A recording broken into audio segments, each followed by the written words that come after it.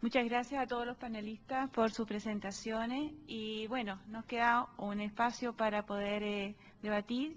Queda en el aire la pregunta que hizo Román para todos los panelistas y no sé si hay alguna otra consulta a este otro grupo que acaba de presentar en este momento.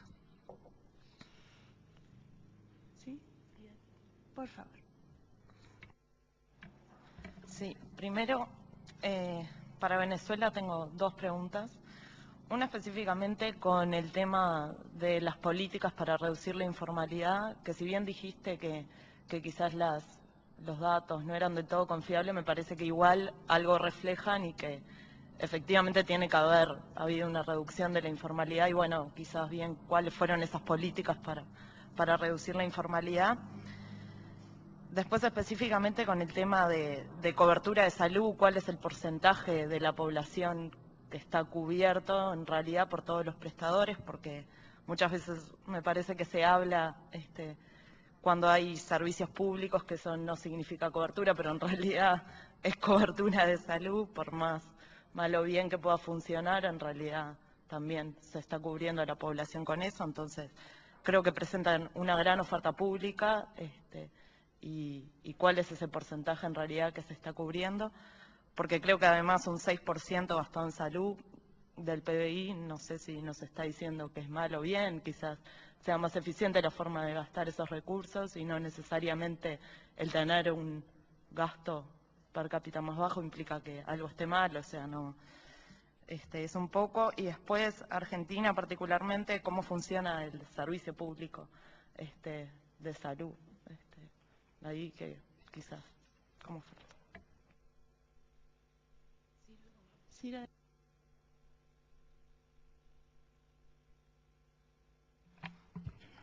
Mira, también una consulta que me quedó dando vuelta de la presentación de Aysmara de Venezuela, y que tiene que ver con uno de los puntos que ponían las barreras de acceso al sistema de salud, creo que era el sistema de salud en general o algo específico, no recuerdo bien, y que tenía que ver con, ella lo denominaba barreras ideológicas. Y una cuestión que, bueno, yo he estado un par de veces en Venezuela y una de las cosas que me llama la atención respecto de ese punto específico, me declaro no totalmente simpatizante de proceso venezolano, pero sí tengo una alta valoración en general de aquello respecto a los países de América Latina. Pero ese punto en particular, yo no sé cuál, o sea, desde dónde se puede hacer una opinión tan taxativa respecto de que eso en particular es una barrera de acceso. Porque si fuera así, o sea, sería algo sumamente grave. Pues, o sea, ¿cómo, si yo voy a un consultorio y me dicen, no, ¿usted es chavista o no es chavista? O sea, ¿cómo opera eso? ¿De dónde tú...? ¿Es una percepción? ¿Es una...? No sé, me pareció como raro eso.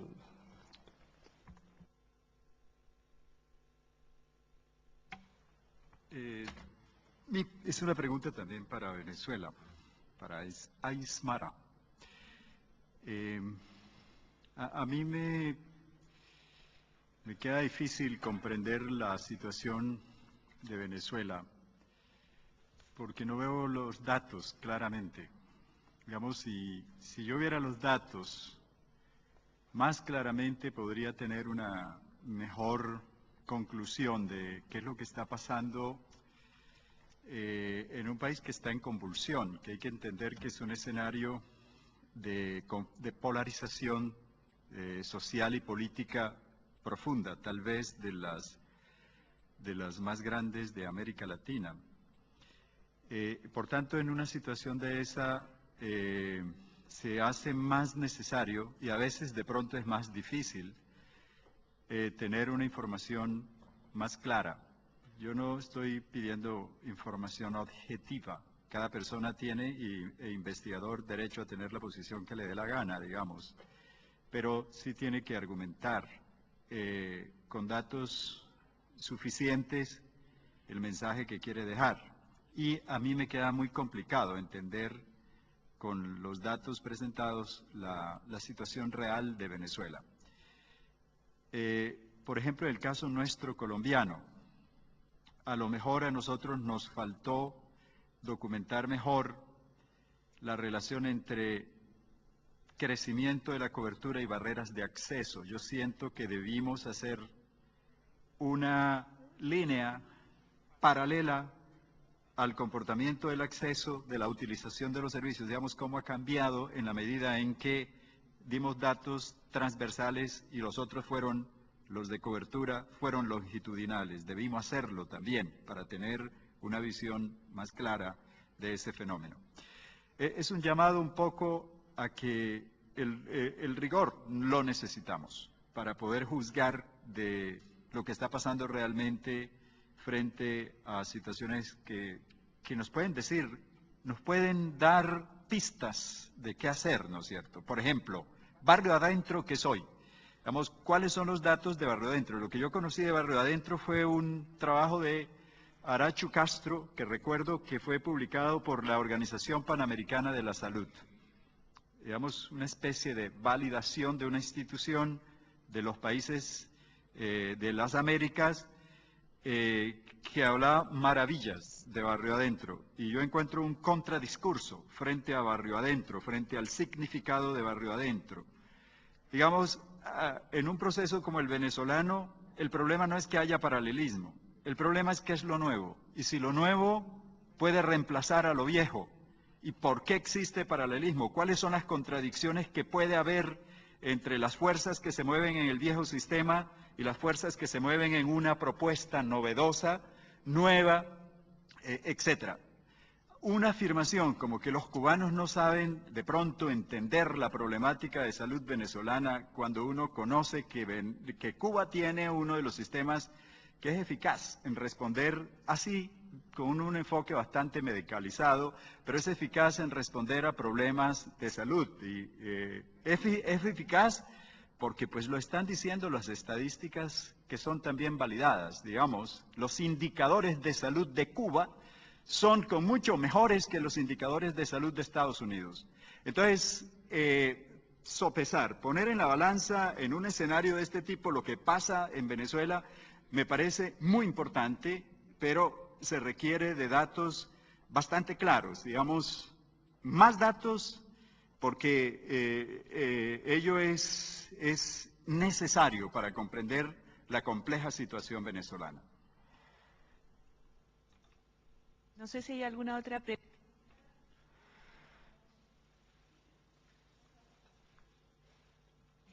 Yo tengo una pregunta para Marcelo, muy neoliberal mi pregunta, pero en realidad es para contrastar un poco lo que nos cuentan con lo que se dice que tendría que pasar. En términos del aumento de los salarios, yo no sé si lo presentaste en términos relativos o absolutos en pesos argentinos. Y si fuera en términos absolutos, ¿cómo se ha comportado eso en términos de el valor de la vida, las canastas mínimas, lo que se llama la paridad de poder de compra, ¿no?, de ese dinero en el tiempo? Porque lo que nos va a decir el economista neoclásico o neoliberal es que eso va a producir inflación, que es un tema controvertido en la Argentina, y que va a disminuir el valor finalmente de ese dinero. Y entonces sería lindo ver lo contrario, y no sé cómo estaban tus datos. ¿Alguna otra consulta? Entonces, no. Por favor, Aisma. Bueno, sí, yo sabía que venían muchas preguntas para mi presentación y para la realidad venezolana. Con respecto a cuál es la cobertura en salud. Si hablamos de cobertura, quizás yo lo estoy mirando desde la calidad y la oportunidad. Si hablamos de cobertura, pues la cobertura es universal, porque tenemos, como tú bien dijiste, un abanico de módulos ambulatorios, de misión barrio adentro, del sistema de salud pública tradicional del Ministerio de Salud, del Seguro Social, que hoy está abierto no solamente para los que cotizan, sino también para cualquier venezolana o ciudadano que vive en el país. Entonces, si hablamos de cobertura, la cobertura es universal. Si hablamos de calidad y la oportunidad de la cobertura, entonces donde entramos en cuestionamiento, porque la situación en la cual están los ambulatorios y la red pública de salud es realmente deplorable desde el punto de vista de lo que es los insumos, la disposición de déficit de médicos, enfermeras, barrio adentro planificado para crecer en infraestructura y para transferir la estructura de barrio adentro a los médicos, médicas, enfermeras, enfermeros y equipo de salud en general venezolano, cosa que no se ha dado completamente y se están yendo los cooperantes. Cuando di la cifra de un 50% de los consultores populares que no están operativos, esa cifra viene de la memoria y cuenta del Ministerio de Salud del 2011, ¿no? Entonces eso por un lado, ¿no? Entonces si hablamos de cobertura, la cobertura en salud universal.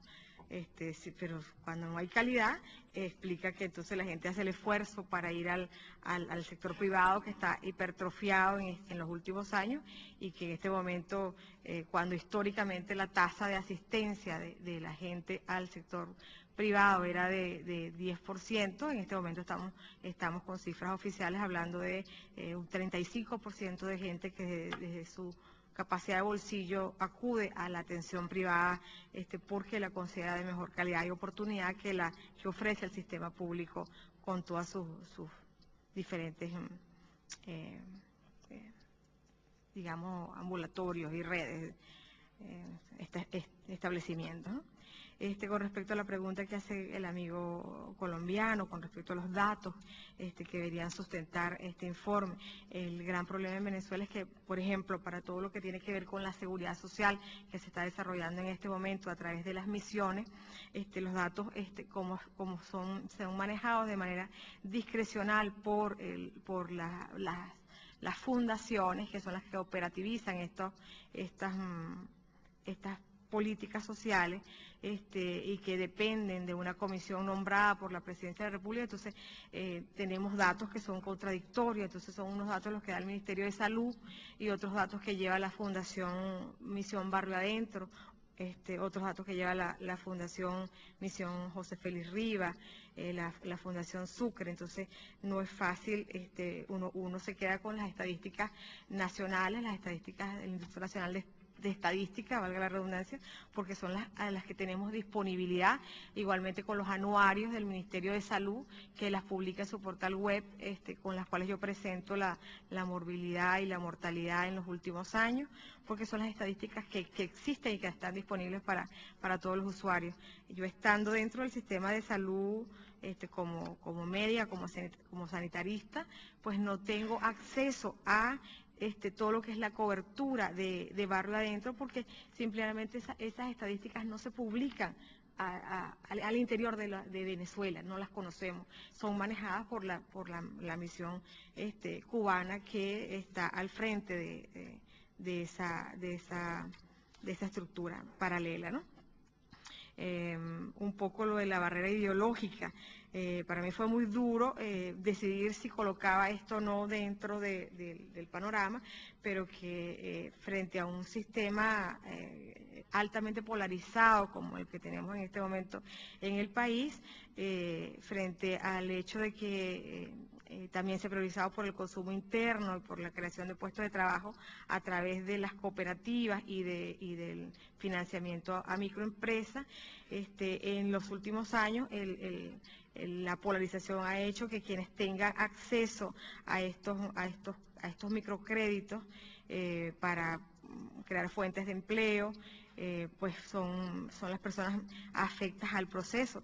Existió y existe todavía se utiliza una lista nefasta que elaboró un diputado de la Asamblea Nacional del Partido de Gobierno, la famosa lista Tascón, que cuando se fue a hacer el referéndum si se quería o no que se pudiera, el expresidente Chávez, fallecido, pudiera reelegirse varias veces, se hizo la gente empezó a recoger firmas, quienes querían y quienes no querían. Entonces esa lista fue nefastamente manejada por el diputado Tascón y después fue utilizada por el gobierno nacional y la gente que cuando tú vas a una institución pública a buscar trabajo, te buscan en se informatizó a todos los entes públicos. Entonces, quien firmó que no estaba de acuerdo con que el presidente se pudiera reelegir cuantas veces quisiera, pues esa gente no tiene oportunidad de trabajo en el sector público, esa gente no tiene oportunidad de acceso a microcrédito. Yo acabo de vivir una situación muy incómoda, al hecho de tener que recurrir a un pasaporte provisional para poder venir aquí, pese a que hay un ordenamiento de que podemos viajar a los países del Mercosur con nuestra cédula laminada. Cuando, pues, a raíz de la invitación de la Flaxo, pasó algo particular, que me robaron los documentos y yo llevaba el pasaporte. No sé por qué cargaba el pasaporte en la cartera cuando es un documento que uno cuida tanto. Pero de alguna manera, bueno, había un sistema de modernización de la identidad. Alguien ayer hablaba de que tenían problemas con la identidad y en este caso la misión identidad es una misión que yo siempre le rescato a mis alumnos como un logro del proceso bolivariano. Pero entonces dentro de la misión identidad y lo del pasaporte en este momento cambió de gerencia y bueno, yo presenté, me dijeron para un pasaporte provisional traiga su carpeta con su carta de invitación, con su carta de trabajo y una carta breve donde justifique por qué usted va a viajar, para darle el pasaporte provisional, y el coordinador, el director del SAIME, que es la sigla del sistema de extranjería en el país, de mi región, de mi ciudad, pues pasaron las semanas, yo llamaba, y finalmente cuando a 3 semanas de venirme para acá, pues no me daban de respuesta, pues me apersono al SAIME y pregunto que qué pasó con mi carpeta. Entonces simplemente la secretaria me dice que mi carpeta el director la evaluó y no la pasó. Y yo dije, bueno, pero ¿cómo no la pasó si yo estoy justificando que tengo un contrato de trabajo, que tengo una invitación a un encuentro internacional, que estoy responsable de una consultoría país y todos los datos? Y entonces yo le dije, yo mañana voy a hablar con el director del SAIME, porque yo necesito mi pasaporte provisional. Estábamos ya a 2 semanas de este encuentro. Y cuando me entrevisto con el director del SAIME, su pregunta fue que quién me postulaba. Pues yo tuve que recurrir al hecho de que yo tengo vínculos por mi colaboración, sobre todo en el mundo de la salud laboral, con el Instituto Nacional de Prevención, Salud y Seguridad Laboral. Tuve que recurrir, antes de ir a la cita, llamar a la directora general del INSACEL, llamar a mi amiga y camarada de toda la vida, la diputada María León, porque yo sabía que podía encontrarme con alguna barrera, ¿no? Porque no habían razones porque justificaran que no me dieran el pasaporte provisional. Y cuando me entrevisto con el funcionario, efectivamente el funcionario verificó que me postulaba. Yo tuve que, como decimos en venezolano, tuve que chapear. Me acuerdo que me llevé esta bandana roja y le dije, bueno, llama a la directora nacional del Instituto de Prevención, yo voy por el INSACEL. Yo no vengo por el INSACEL, yo vengo postulada por el doctor Oscar Feo, que es amigo y compañero, maestro, quien dio mi nombre como posible consultora, y la ILEN, con la cual tengo lazos de amistad, de militancia política y de trabajo social en salud laboral desde hace mucho tiempo. La llamé, le dije, la ILEN está pasando esto, si te tengo que llamar mañana porque hay algún problema, te puedo llamar. Llamé a María y me dijo, ay, Mara, no sé si puedo ser tu palanca, porque María es una mujer que yo rescato por su militancia social, su compromiso con el proceso, su compromiso con el cambio, con el empoderamiento de los trabajadores y con la lucha de las mujeres, con más de 50 años de militancia. Y me dice, ay, Marita, yo creo que tengo más enemigos que amigos. Bueno, cualquier cosa me llamas mañana, no sé quién es el director del SAIME. Y bueno, finalmente el director del SAIME verificó si yo había sido postulada por el INSACEL, desde sus propios contactos. Afortunadamente yo había tocado las teclas el día anterior, y bueno, cuando verificó que dijeron, sí, la compañera, la camarada va por la vía del INSACEL, pues el señor firmó el papelito y me dieron el pasaporte provisional. Entonces, son ejemplos que traigo aquí, que operan, que están operando y que hoy quizás no podemos cuantificarlo, pero que uno cada vez constata que las personas que disentimos aún críticamente de manera positiva de lo que está pasando, y que queremos que esto no se caiga, que esto se profundice, pues somos dejados de lado y pues además entonces en las entrevistas de trabajo, sobre todo para los cargos gubernamentales, está pasando que no preguntan por las competencias que yo puedo tener para el cargo, sino preguntan si me conozco el plan Simón Bolívar antes era el 2003-2007, ahora es el 2007, el 2009, 2014, 2000, no sé cuáles, ya he perdido la cuenta de los planes, ¿no? Entonces la gente para prepararse para una entrevista de trabajo tiene que puñalearse el plan Simón Bolívar que es el nuevo, para optar por trabajo.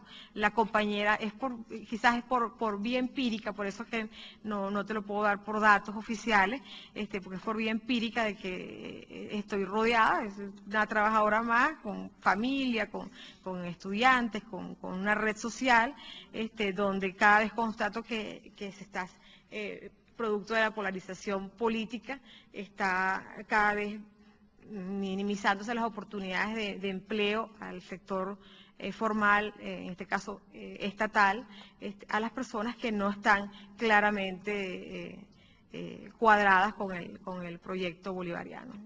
Quizás la respuesta que les pueda dar. No sé si hay alguna otra cosa que faltó por responder. Bueno, intento ser breve. En relación con el sistema público de salud, el cómo funciona, no sé si se refiere a cómo está organizado o a cuáles son sus resultados, pero para todo caso, en los dos sentidos del cómo, digamos, la respuesta es que mal, digamos, ¿no? Mal organizado y con malos resultados, digamos.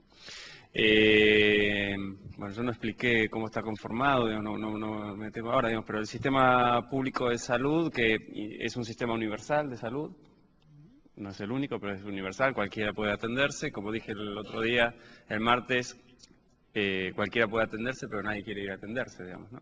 Es decir, es el sistema que ha quedado como un sistema residual para la gente que no tiene acceso al mercado de trabajo, en realidad. Es un sistema que está muy fragmentado porque, entre otras cosas, en los 90 se descentralizó.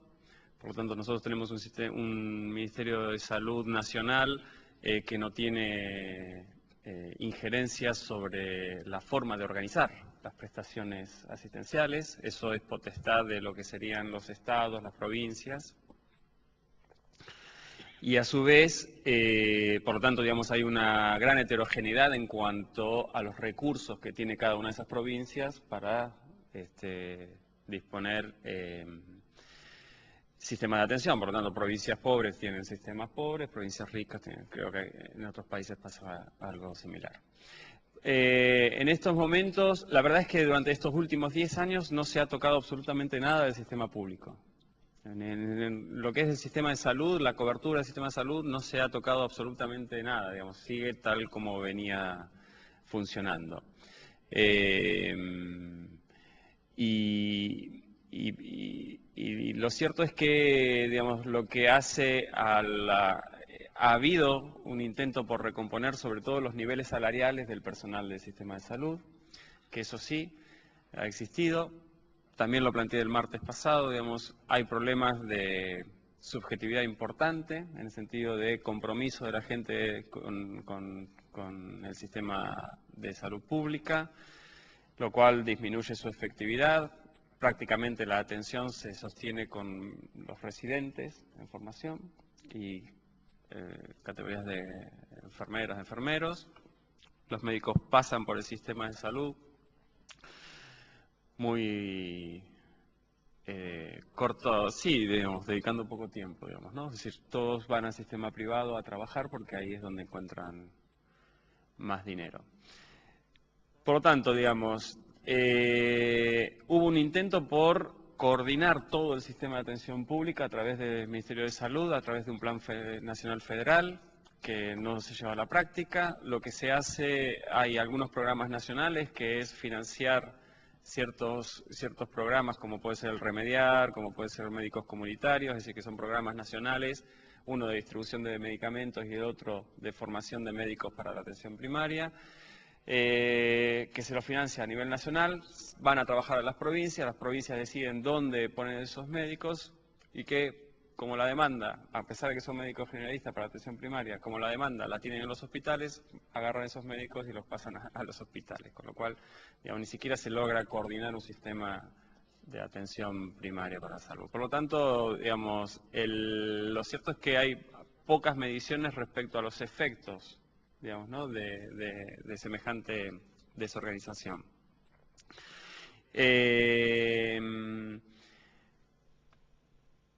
Y la otra cuestión es que es muy difícil redistribuir fondos de la seguridad social para invertirlos en el sistema público. Es decir, todos los prestadores de la seguridad social son prestadores privados. Y a pesar de que la seguridad social está controlada y gestionada, digamos, por los sindicatos, algunas han generado prestadores propios, pero las demás tienen todos convenios digamos, por servicios, por lo tanto es un sistema muy caro, digamos, ¿no?, en cuanto a prestaciones. Y nunca se ha logrado que el sistema público pase a ser un prestador de ahí, digamos, que sería una fuente de financiamiento, aunque tiene la posibilidad de tomar recursos. Con lo cual, digamos, políticas de salud en Argentina, digamos, refuerzan las desigualdades de clase en términos estructurales, digamos, lo que es el sistema privado de seguridad social, pues incluso dentro de la seguridad social, y esto también es importante tenerlo en cuenta, todas estas mejoras que yo señalaba en cuanto a niveles de ingreso, también repercuten en que tienen mayor capacidad adquisitiva los trabajadores y por lo tanto, digamos, buscan prestaciones médicas diferenciales, con lo cual ahí también tenemos una heterogeneidad importante pensando en la cobertura igualitaria. Y un sistema de salud que, si bien ya no está desfinanciado, no logra ponerse en funcionamiento, digamos, porque tampoco hay un control social para que ese sistema de salud público funcione de otra manera, digamos, ¿no? Bueno, intenté ser un poco breve, digamos, con eso. En relación con el tema de los aumentos salariales, yo lo que presenté es aumento absoluto del ingreso, del salario mínimo vital y móvil, para mostrar un poco la evolución como intencionalidad política. Evaluar si ese ingreso salarial mínimo, pero digamos, sobre todo lo que son las rondas de negociaciones de los convenios colectivos, que son rondas anuales que negocian, entre otras cosas, cláusulas salariales, si esos aumentos salariales impactan sobre el ingreso, es controvertido y es difícil. En Argentina no tenemos un indicador confiable de inflación.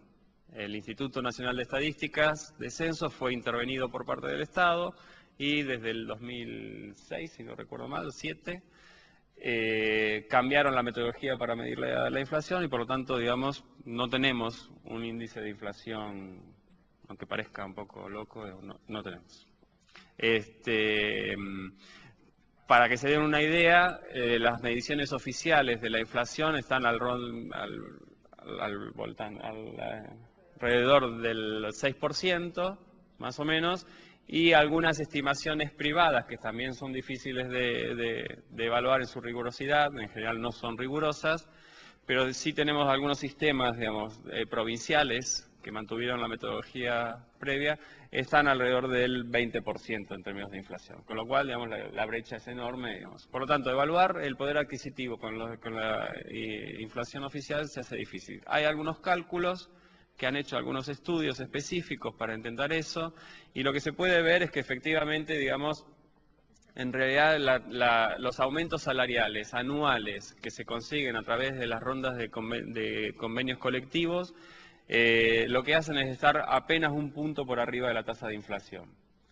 Si esto es causa de la inflación o no, es la discusión eterna y que, digamos, nadie se pone de acuerdo respecto a esto, digamos, ¿no? Es verdad, digamos, que todo el mundo pone el tema de la inflación en el tapete y es un tema preocupante porque no se logra controlar eso, pero digamos, adjudicar solo como causa de la inflación a los aumentos salariales es mirar una parte del problema. Nosotros tenemos estructuras productivas y de mercados de consumo oligopólicas, digamos que eso también genera una tensión sobre los precios, y también tenemos, digamos, una puja distributiva respecto, digamos, capital-trabajo ahí, de cómo se ajustan esta redistribución de recursos vía precios, digamos, porque son pocas las empresas que pueden trasladar sus aumentos salariales a los precios, y lo hacen.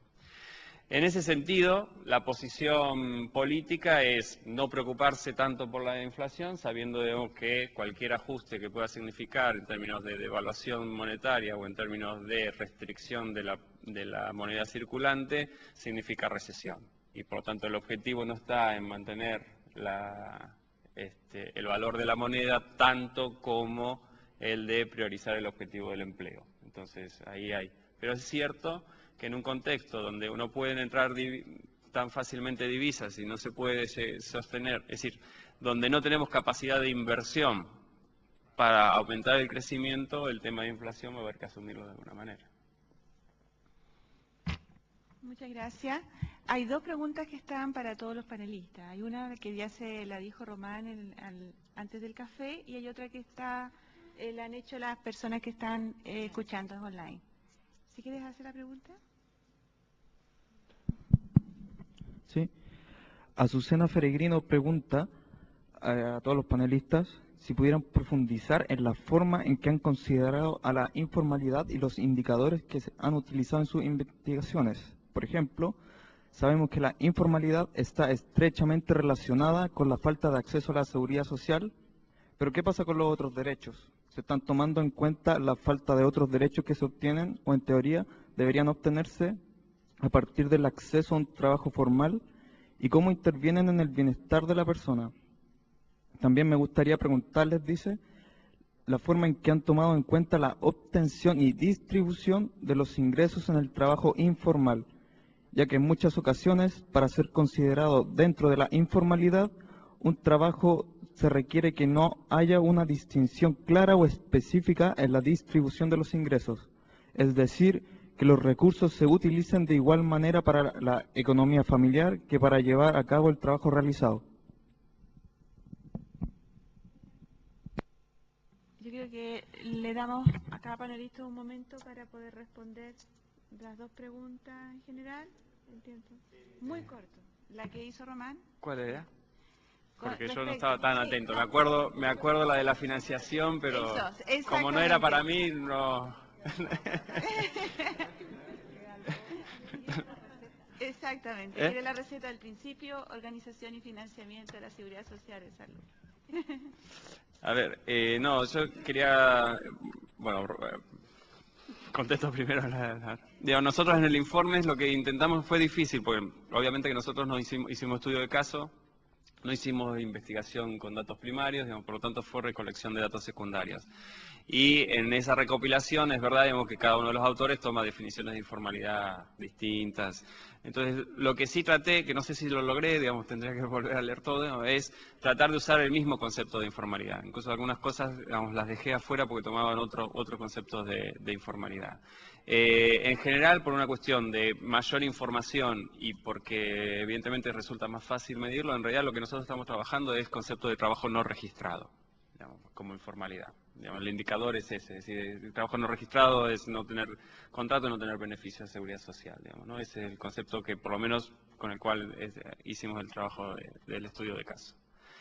En relación con la pregunta de Román, pero, es que no me acuerdo muy bien, digamos.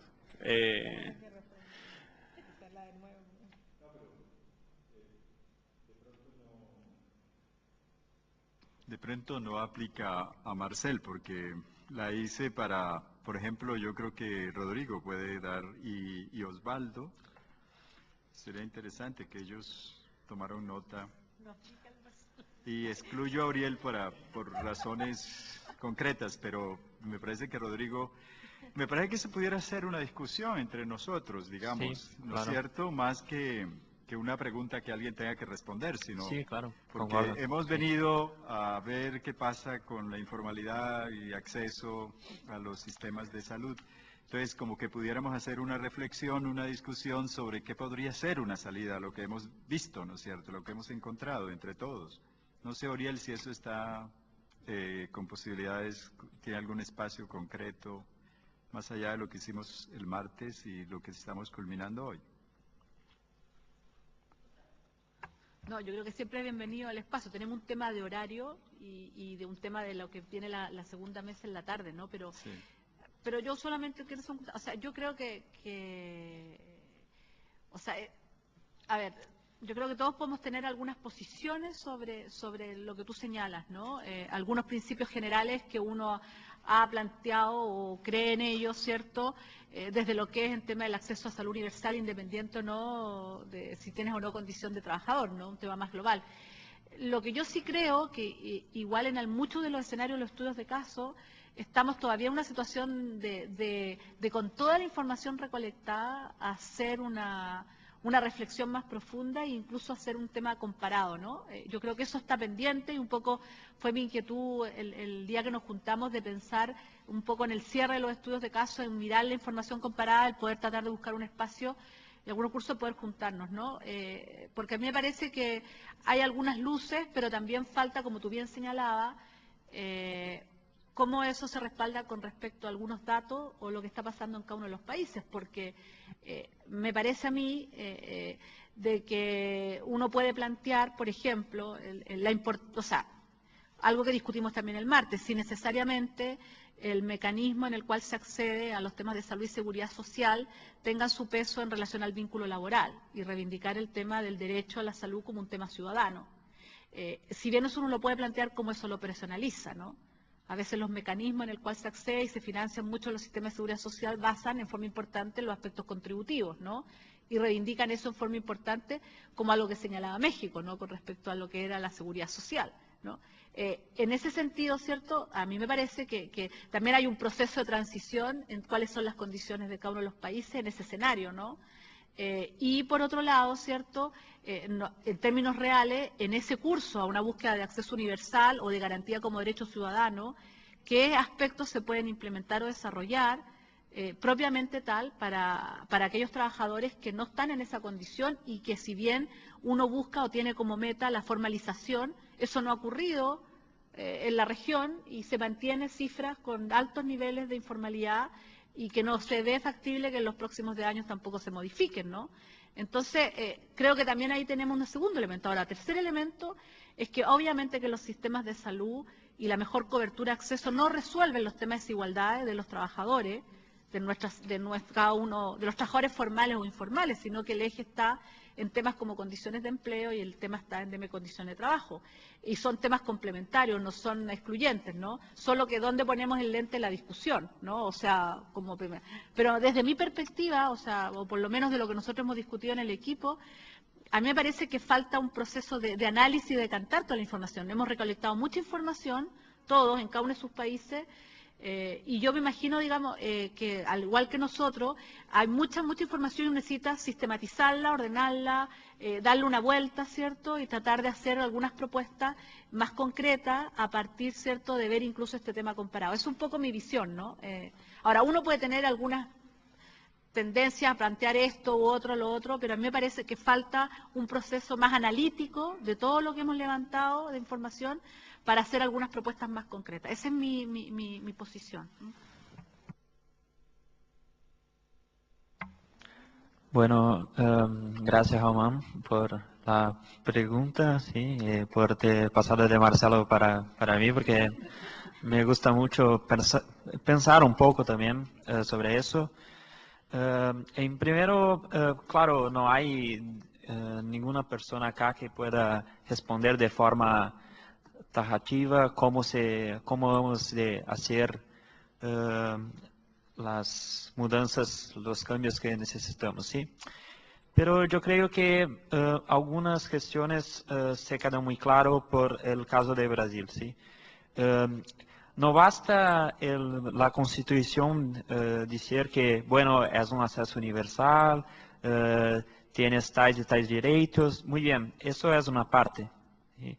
La salud pública brasileña, como ha hablado en martes, se queda en un estado enfermo, ¿sí? Porque la rede privada está con muchos puntos sendo valorizada pelo próprio governo, ¿sí? Bueno, tengo que hacer un exame, tengo que consultar un especialista. Bueno, se contrata un especialista que también está trabajando en el hospital privado y se hace algunas relaciones un poco peligrosas, ¿sí? Bueno, o que hacer para resolver isso, eu não sei. Eu sei que o trabalho, como se foi hecho em Venezuela, pelo que não conhecia, pero pelo que hablaste, sobre Barrio Adentro, é uma das formas de se ter uma melhor condição de saúde da população em geral e principalmente de potencializar as relações com a población, ¿sí? Pero también cuando hablamos de desigualdades en salud, hablamos directamente de educación, ¿sí? En Brasil, por ejemplo, los gastos en educación desde 2004 hasta 2012, mostré una variación en martes, fue de 3.3%. Sí, el aumento. Y bueno, eso es muy poco. Claro, ahora estamos también firmaron, sí, en Congreso sobre los lucros de prensal serem destinados a la educación y la salud. Bueno, es mucho dinero, pero la calidad en que se llega a la población en general es también tenemos que pensar, ¿sí? Porque, bueno, tenemos dinero para educación, tenemos dinero para transferencia de renta, tenemos dinero para salud, pero la población continúa con un resquicio de con creencias que la salud no funciona, la salud que es paga es mejor. Bueno, también tenemos que pensar, que hablamos también en martes, sobre la subjetividad que está proporcionada en nuestros países, ¿sí? ¿Qué se pasa con la salud y en todo? Es muy claro en Brasil que, bueno, soy de una universidad particular brasileña que tiene un hospital, ¿sí? Y, bueno, las personas llegan al hospital y tienen para entrar pelo SUS como por pago. Bueno, las personas que entran por pago, por la rede privada, esperan lo mismo tiempo que las personas que esperan pelo SUS. Allá no es diferente. El tratamiento de la puerta adentro del servicio es lo mismo. Las mismas personas, la misma calidad, pero las personas continúan valorizando, ¿sí? Mucho más servicio público, o servicio que es pago, ¿sí? Bueno, porque yo no soy como aquello que es un tipo que no tiene tales condiciones, entonces la subjetividad que está por detrás de muchas cosas que hacemos en día a día, que sí afecta el servicio, ¿sí? Y de un cierto punto, cuando hablamos de ideología, sí, también tenemos ese carácter. Tenemos que pensar, ¿no? Porque también no hay como trabajar, tener dinero, bueno, y gustaría también de hablar un poco sobre que en muchos momentos parece un poco utópico, ¿sí? Muchas de las cosas que planeamos, que pensamos, pero es eso, como dice Galeano, tenemos la utopía siempre a frente para, así como sol, para poder, nunca vamos a llegar, pero estamos siempre caminando para hacia ella. Y también, no sé si están acompañando la conferencia de la ONU. Creo que hay un movimiento muy bello de la República Uruguaya, del Pepe Mujica, así como de Dilma, haciendo, no mínimo, preguntas sobre lo que pasa, qué está aconteciendo, qué se puede hacer. Yo creo que las manifestaciones en Brasil el año pasado, así como las manifestaciones en otras partes del mundo, también reflecten un poco de eso. Bueno, no tenemos más espacios públicos, que también es salud, no tenemos más derecho a una serie de conquistas que los pueblos que nos antecedieron tenían. Bueno, ¿para dónde estamos caminando? Creo que está antenado, está comprendiendo el movimiento que se hace en la actualidad. Es importante para también, hasta de aquí a un tiempo, tener un nuevo proyecto de sociedad. ¿Sí? Bueno, sé que no respondí, pero creo que no hay una respuesta. ¿Sí? Sí. Bueno, no, para recoger el guante, no, solidarizarme con Rodrigo, digamos, porque pienso que... No, a ver, una de las cosas que estaba pensando de las presentaciones que se hicieron aquí en común es que en muchos países no tenemos una ley nacional de salud. Me llamó la atención de que eso sea algo recurrente, me parece que eso no es casualidad. Yo puedo explicar más o menos o tratar de entender por qué Argentina no la tiene. No sé las cuestiones políticas internas de otros países, pero me llamó la atención que fuera recurrente, digamos, que en distintos países no tuviéramos ley nacional de salud.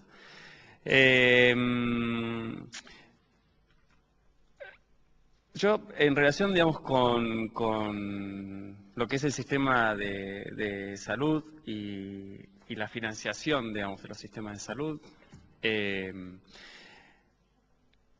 la estrategia digamos, a mí me preocupa un poco, digamos, hacia dónde, digamos, nosotros venimos de una situación donde no teníamos ni un duro, no teníamos dinero, digamos, para brindar prestaciones, a una situación donde ahora existen recursos, digamos, para invertir, digamos, el Estado ya no es el Estado pobre, digamos, el Estado tiene recursos, digamos, y puede reorientar, digamos, esto es un cambio, digamos, que era impensado, digamos, 10 años atrás, digamos, con lo cual genera algunas cuestiones críticas.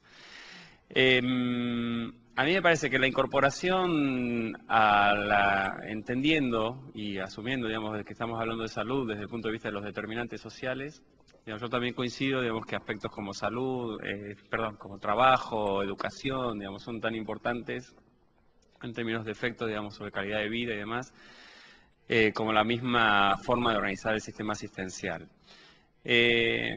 Pensando en lo que son las condiciones políticas de Argentina, yo diría, digamos, a mí la estrategia de seguir mejorando calidad de vida a través de la inversión del Estado en lo que pueden llegar a ser distintas áreas o campos de los determinantes sociales me parece la más adecuada.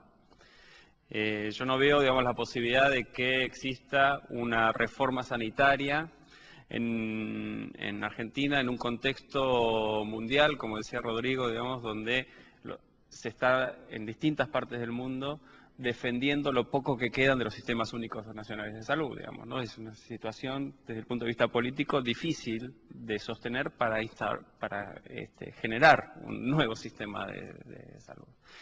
Y en caso de Argentina en particular, por la fragmentación, diversidad y la cantidad de intereses económicos por parte de las corporaciones, no solo médicas, sino de las distintas especialidades de medicina, digamos, que viven de un sistema privado y digamos, que eso genera ahí ganancias que son difíciles de gestionar. Por lo tanto, digamos, me parece que eso es inviable, teniendo en cuenta además que uno de los actores de ese sistema es un actor político de peso, como son los sindicatos oficialistas en Argentina.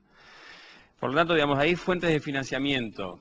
Si a eso le sumamos lo que puede llegar a ser la dificultad del Estado de Argentina, digamos, para captar o para imponer en materia impositiva recursos a sectores que más tienen.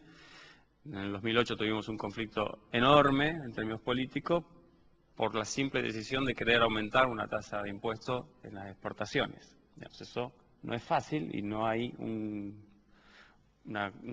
sustrato ahí político, digamos, para llevar adelante esas medidas, lo cual también dificulta la situación. A mí, en ese sentido, digo, semejante esfuerzo, además, me preocupa de proponerlo o de hacerlo, en parte por lo que decía Rodrigo también y lo que creo, digamos, que está planteando, y que el martes yo también lo planteé, como esto de la cultura de las desigualdades. Digo, me parece que cuando uno habla de neoliberalismo habla de muchas cosas.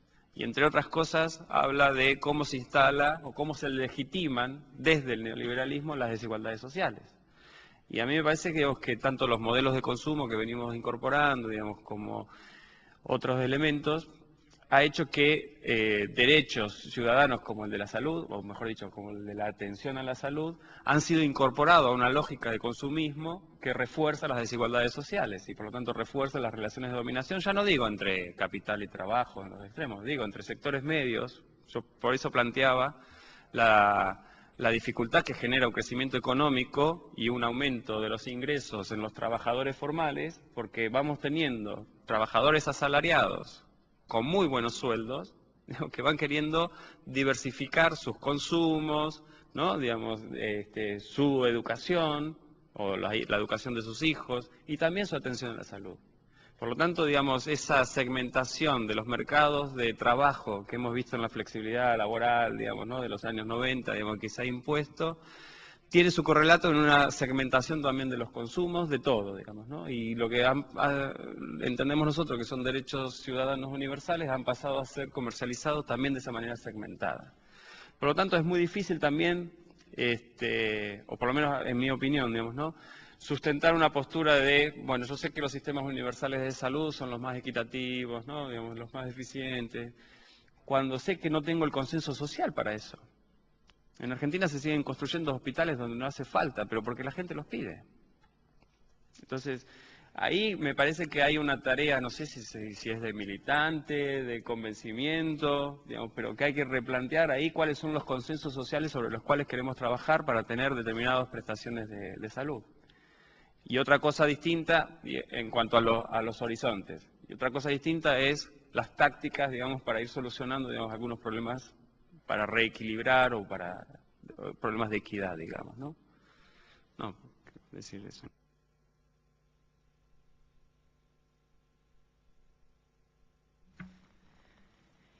Un comentario mínimo a lo que contaba Marcelo. Escuché contar a algún profesor viejo, es mini Oriel, que en Chile para la creación de un sistema unificado de salud hubo que tener en cuenta ya esas como diferencias que la población quería establecer en términos de acceso, como que hubo que mantenerla. Parecía suicida pretender unificar a todo el mundo y pretender llevar adelante una reforma. Estoy hablando mucho antes de la dictadura. Estimados, en el honor al tiempo, ya están todos con la hipoglicemia, todos estamos en eso, así que hagamos un alto, hay un panel a las 2:30 que comienza y después de ese podemos seguir, yo creo, en alguna de las discusiones. Agradezco a todos las presentaciones y las preguntas. ¿Mm?